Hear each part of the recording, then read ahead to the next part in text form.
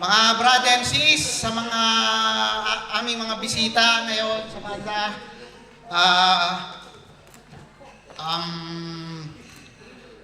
masaya po kami at nakasama po namin kayo dito sa aming event na ito. Yun lang po, hindi ko na po pahabain. It's my honor to welcome our Philippine Consul General of Macau and guest for tonight. Please welcome His Excellency, Mr. Porfirio Mayo Jr.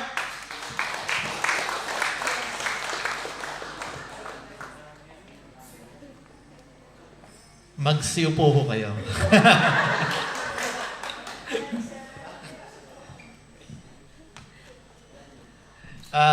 Okay. So, nais ko pong batiin kayong lahat ng happy anniversary, no? And sa lahat po ng mga nandito, yung mga sumusuporta pong mga asosasyon, it's good to see you in this balmy weather in Macau. Okay? So, let me start by, of course, acknowledging Mr. Ananias III de la Rosa Co., Supreme Founder of the United Macau Skeptron Society, which represents the AKRHO fraternity and sorority in the Macau Special Administrative Region. The representatives of the various Philippine business here, led by Sir Bong of BDO. Of course, representatives of the various associations, no? Here in support of this anniversary of the AKRHO in Macau. Of course, let me acknowledge also the presence of our entertainers, who are, of course, ever so helpful. No, I've read your profile in Facebook, and I've seen the work that you've been doing, okay, for our kababayans here, no, the Filipino Musicians Association of Macau. Maraming salamat po sa inyong lahat. Okay? Officers and members comprising the United Macau Skeptron Society, distinguished guests, ladies and gentlemen. Let me greet all you Skeptrons a pleasant good evening and express my sincere appreciation for your kind invitation to your celebration. I am honored to be here with you all in taking part in this commemoration of the 48th founding anniversary of the AKRHO, which is represented here in the Macau Administrative Region by the United Macau Skeptron Society, or UMSS. Amidst the uncertainty clouding our individual future, you stand united and proud in expressing your loyalty to AKRHO, which has established its presence internationally in Asia, Europe, North and South America, Australia, and the Middle East.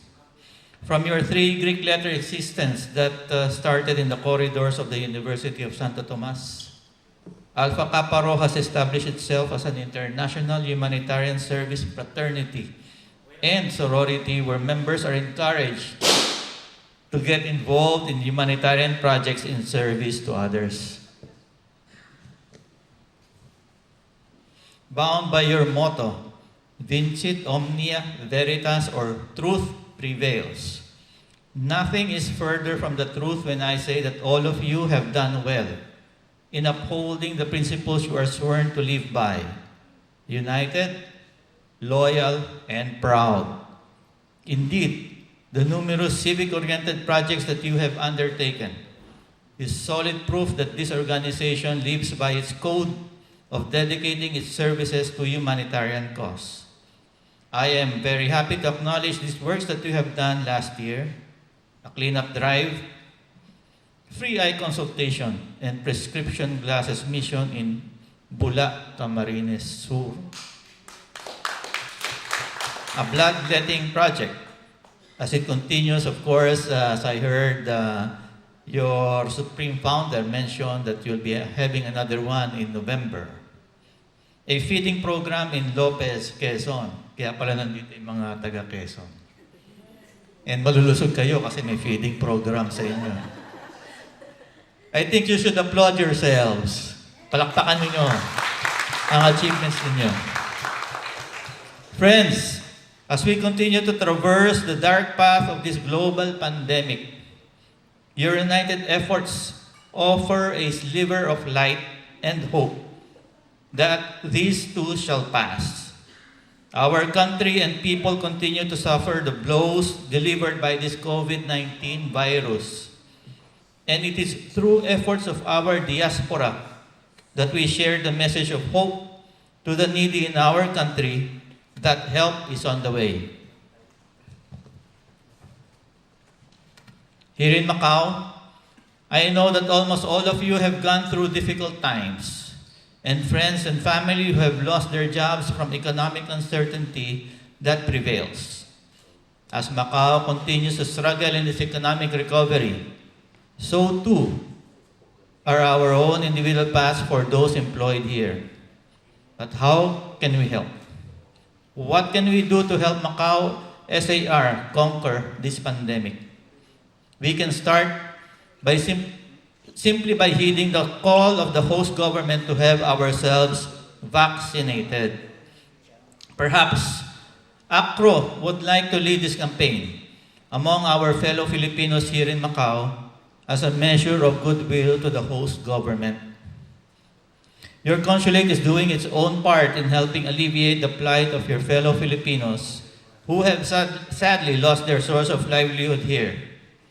To date, we have organized 22 repatriation missions that have brought home to the Philippines 4,397 of our kababayans. We have another flight leaving on September 22, and we will continue to organize these for as long as there are distressed kababayans seeking a way to get back home to their families in the Philippines.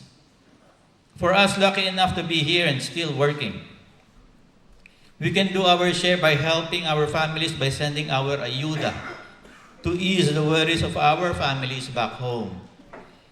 Since arriving here towards the end of May 2021, I have worked for the easing of consular transactions in the consulate, starting with doing away with the previously required presentation of a valid work permit when applying to renew for a Philippine passport.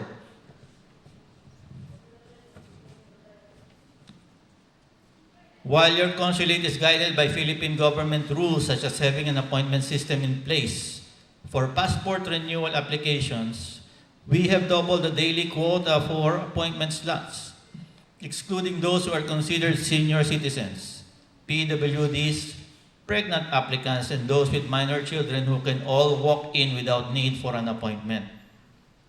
We are holding regular meetings among the different sections of the consulate to discuss how we can streamline our services for the benefit of our kababayans. I have maintained an open door policy where anyone facing difficulty in transacting with the consulate can come and see me to discuss ways how we can help anyone with their situation. I have met face-to-face with the Chief Executive, Mr. Ho Yat Seng, and discussed with him ways on how to help our workers in Macau. In the coming days, I will be meeting with other Macau government officials to bring to their attention the issues that our Filipino community leaders shared with us during our initial meeting this year, held in the consulate on July 29.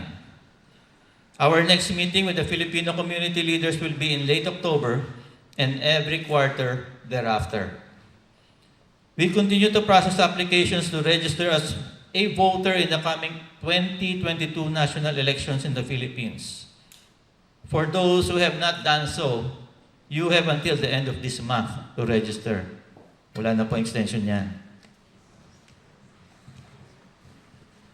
Before I end, may I call on the Supreme Founder of the United Macau Skeptron Society, Mr. Ananias III de la Rosa Co.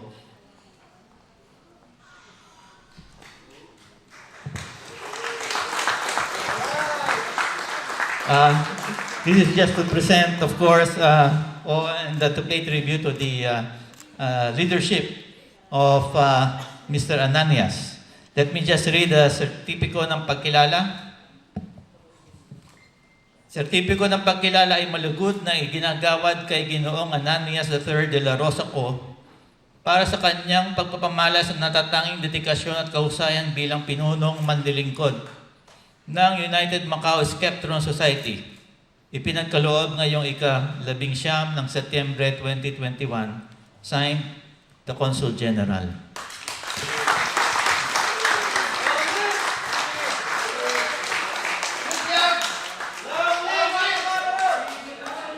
I love you! And again, of course, in closing, allow me to extend the warmest greetings of congratulations on your 48th founding anniversary, and wishing you all more years of selfless service to others. Mabuhay ang AKRHO! Maraming salamat po. Welcome po. Welcome po sa inyong lahat. Mabuhay po kayo. Base na rin po, ipapaalam ko na rin po sa ating mga panauhing pagdangal. Ngayong araw din po ay nagkaroon kami ng botohan ng council, ng UMSS Council at ng Sorority Council po. Lumabas na po ang resulta at ngayon na rin po ang napag-usapan namin, napagkasunduan namin ng pag-vote taking nila. Ito po ang hawak ko ay ang sorority, ika nga ay ladies first. Mamaya na po ang council. 13 po ang sorority na active dito sa Macau. At 13 din po ang bumoto. Ang tatawagin ko pong pangalan ay hindi nila alam kung ano yung posisyon nila. At kung naiboto ba sila o hindi. Kasi naging basihan po namin yung nakikita yung aktibo. Hindi ko na po pahabain. Sa posisyong Lady Grand Skeptron, ang nagwagi po ay si Sis Meldy Ann Madrigal sa 7 boto.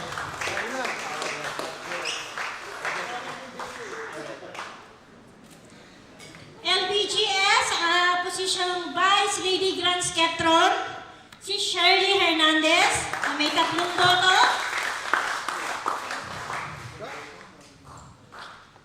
Sa Secretary po ay si Sis Joey Hill, may 4 na boto.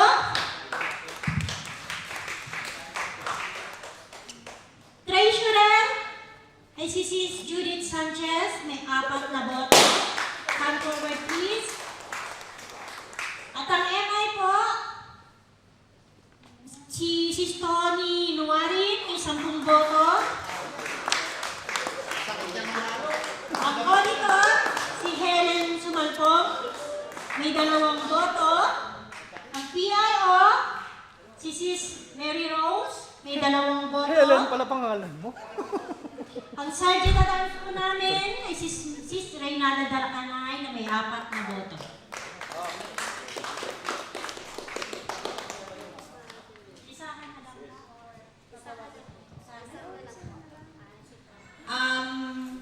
Good evening everyone. Para po sa mga newly elected council officers, please help congratulate sa bago naming Grand Skeptron, Elito Obrero, come forward.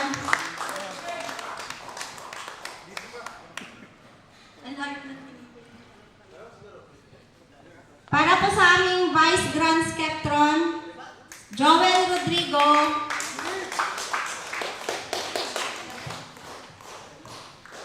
Council Officer Secretary Judith Sanchez and Mary Rose San Jose. Ang aming Master Initiator, Donald Panti, Mark Louis Caranom, and Sis Maritoni. Treasurer Mario Quitariano Jr. and Meldy Madrigal. Ang Auditor Warren Tangile, PIO Christopher Canayap, Marcel Legaspi, Sergeant at Arms Leo de la Cruz and Warlito Corpus Jr.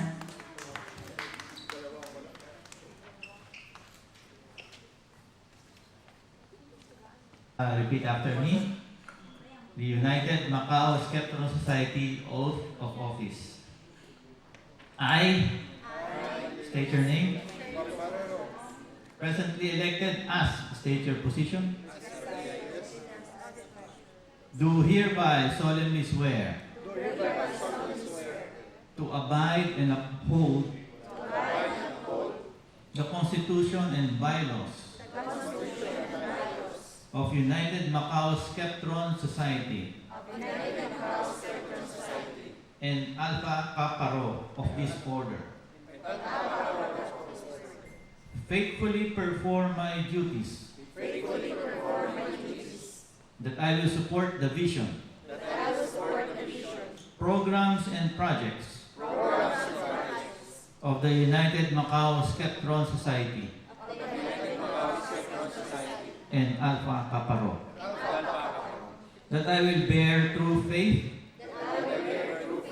Without any mental reservation. Or purpose of evasion.